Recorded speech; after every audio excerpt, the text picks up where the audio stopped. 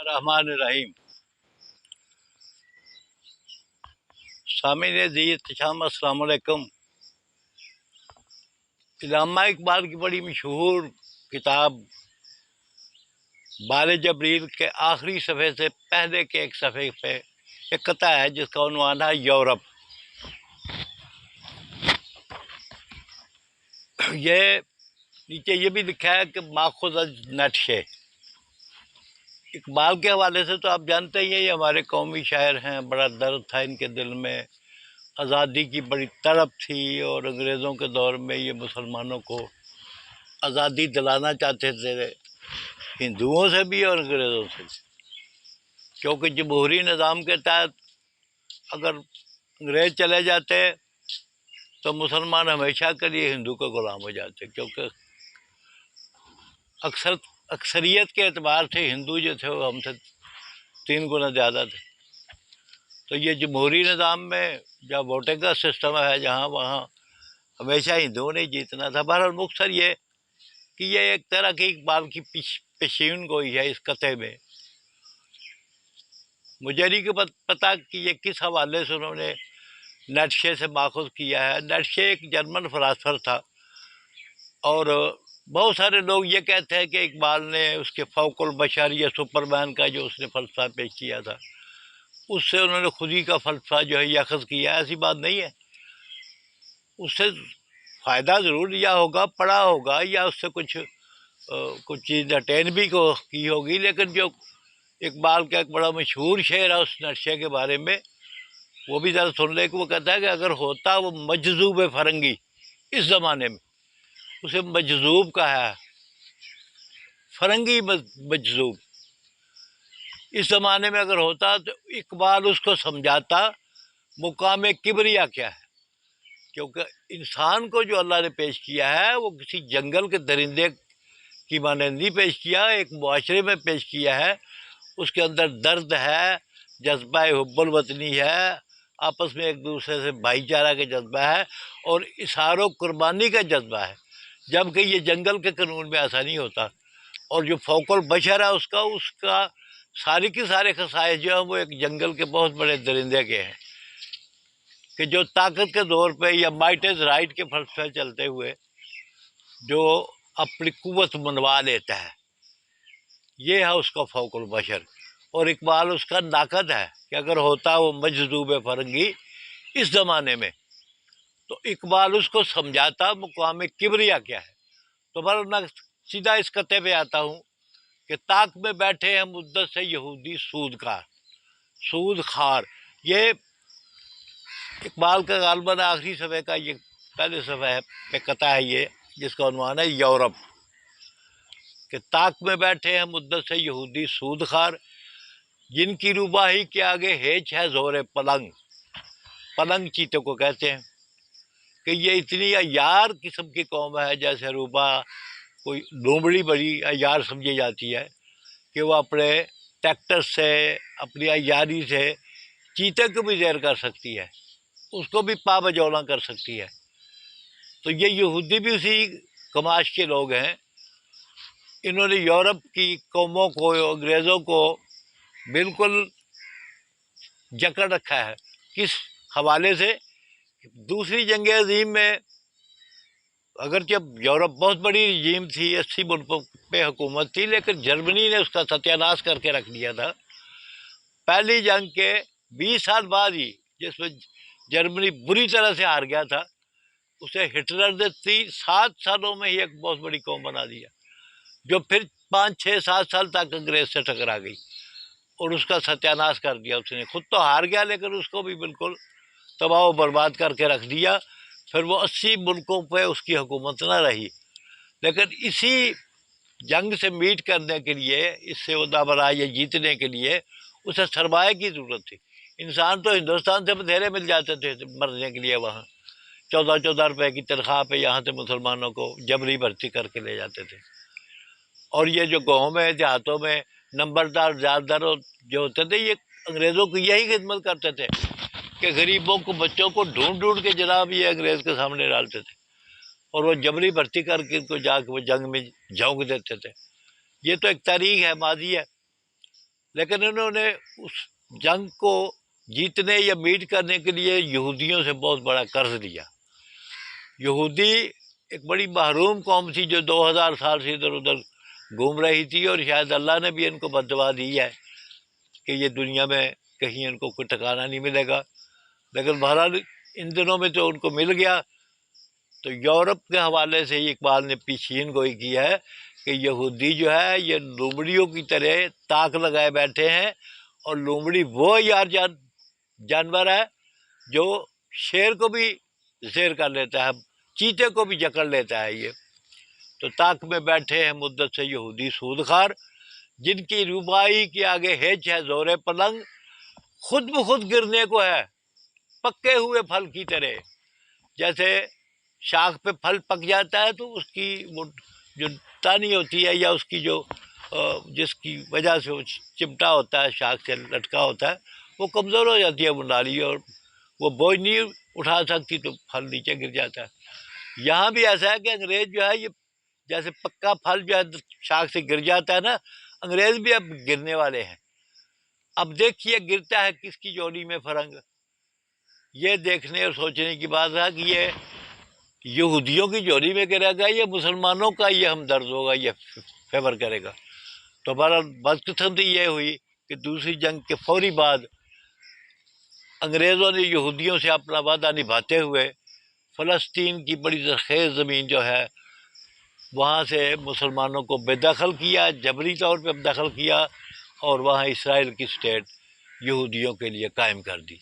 تو یہ پیشین گوئی ہے اقبال کی، جو اس نے کافی عرصہ پہلے اس سارے آنے والے یہ جو واقعات ہیں ان کی اس قطعے میں کی ہے کہ تاک میں بیٹھے ہیں مدت سے یہودی سود خار، جن کی روبائی کے آگے ہیچ ہے زور پلنگ، اور خود بخود گرنے کو ہے پکے ہوئے پھل کی طرح. دیکھیے گرتا ہے آخر کس کی جھولی میں فرنگ. یہ پیشین گوئیوں کے سلسلے کے حوالے سے مجھے علامہ عنایت اللہ مشرقی یاد آتے ہیں.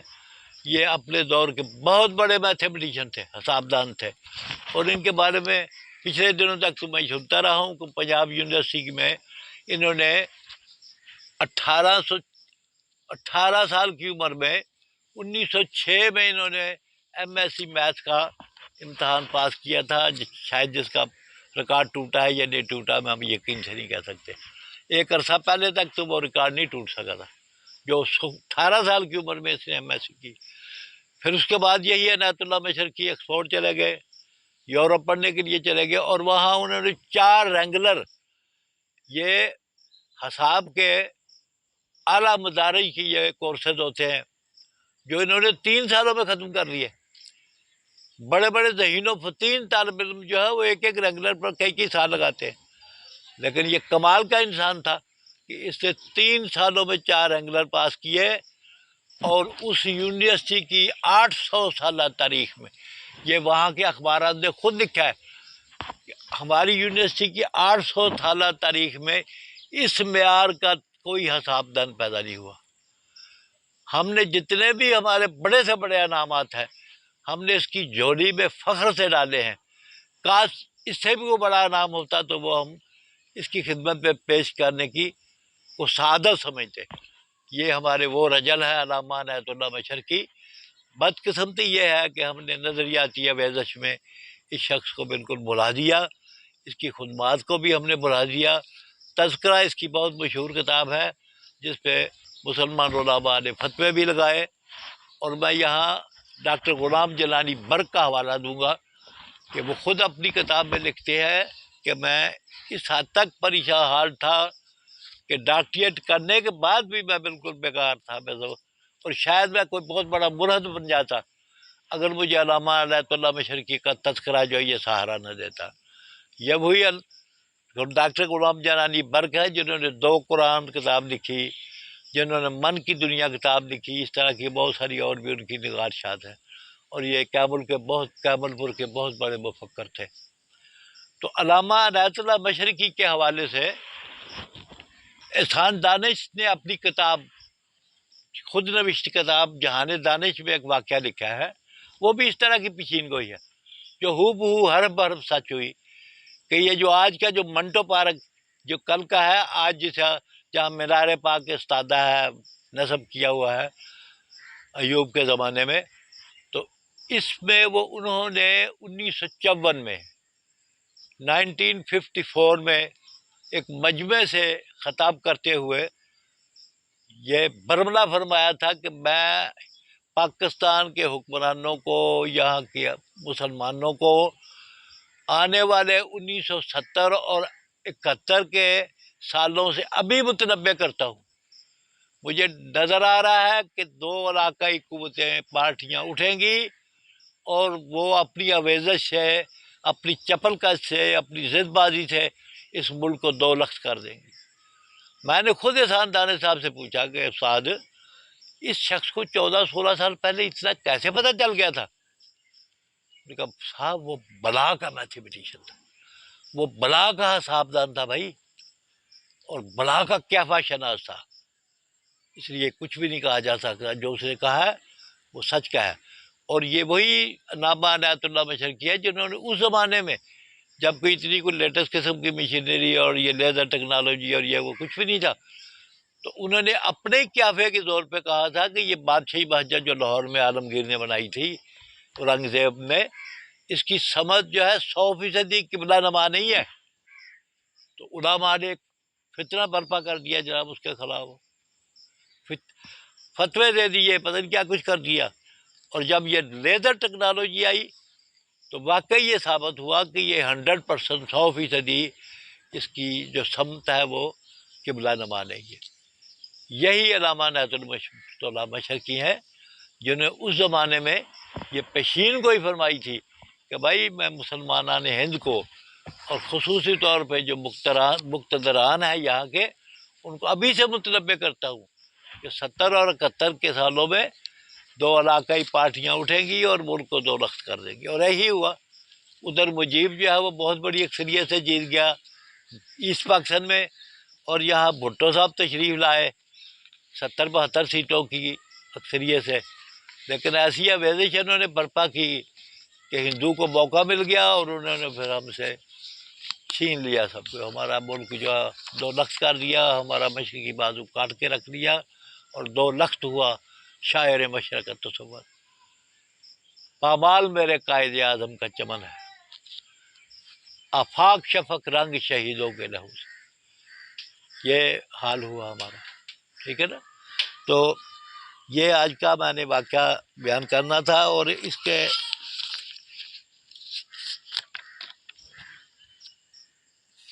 اب بال جبریل کی آخری صفحے کا آخری قطعہ جو ہے وہ میں پیش کر کے سعادت حاصل کروں گا اقبال کی، جس میں انہوں نے بڑی خوبصورت لکھا کہ فطرت میری مانند نسیم سحری ہے۔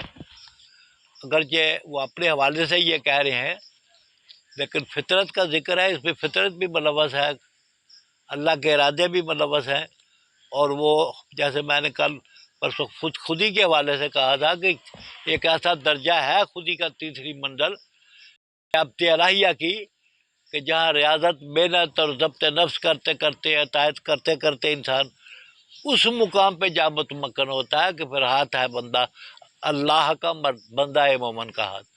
اقبال بھی میں سمجھتا ہوں، میرا یہ وجدان کہہ رہا ہے کہ وہ اسی منزل پہ جو متمکن تھا، تو وہ کہتا ہے کہ فطرت میری مانند نسیم سحری ہے اور رفتار میری کبھی آہستہ کبھی تیز، رفتار ہے میری کبھی آہستہ کبھی تیز، پہناتا ہوں اطلس کی قبا لالا و گل کو۔ آخری قطعہ ہے یہ بال جبریل کا کہ پہناتا ہوں اطلس کی قبا لالا و گل کو۔ یہ لالا اور گل یہ پھول جو ہیں بڑے خوبصورت پھول ہیں، بڑے نازک ہوتے ہیں، رنگ ان کے کمال کے رنگ ہیں، تو کرتا ہوں سر خار کو سوزن کی طرح تیز۔ جیسے کانٹے جو ہیں یہ بھی ڈالیوں پہ اگتے ہیں، یہ بھی فطرت کے اگائے ہوئے چیزیں ہیں، اس کی نوکیلا پن جو ہے وہ کسی سوئی سے کم نہیں ہے۔ یقیناً میں ایک دیہاتی آدمی ہوں، ہمیشہ آوارہ گردی کرتے رہے جوانی میں، خرگوش کے پیچھے بھاگتے رہے، غلیل چلاتے رہے، اور یہ کانٹوں کو اپنے پاؤں میں چبھنے یا چبانے کا بہت واقعات یاد ہے، مجھے بہت واقعات یاد ہے۔ تو سوزن سوئی کی طرح یہ جو کانٹوں کا ایک نوک ہے تیز ہو جاتی ہے، یہ کس نے بنائی ہے؟ یہ فطرت کی غمازی ہے، ٹھیک ہے۔ اور اقبال نے اپنے حوالے سے یہ کہا ہے کہ میں یہ کچھ کرتا ہوں اس لیے کہ اقبال یقیناً اپنی معرفت اور وجدان کی اس منزل پہ پہنچ گئے تھے کہ جہاں انسان جو ہے وہ اللہ کی مشیت کا جز بن جاتا ہے، حصہ بن جاتا ہے۔